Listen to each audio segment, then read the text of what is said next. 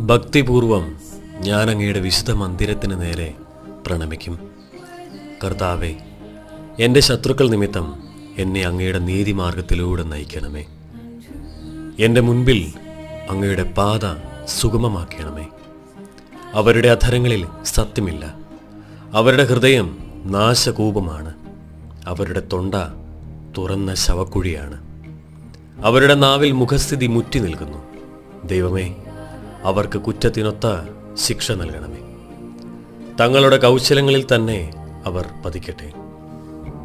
അവരുടെ അതിക്രമങ്ങളുടെ ആധിക്യത്താൽ അവരെ തള്ളിക്കളയണമേ. അവർ അങ്ങയെ ധിഖരിച്ചിരിക്കുന്നു. അങ്ങയിൽ ശരണം പ്രാപിക്കുന്നവർ സന്തോഷിക്കട്ടെ.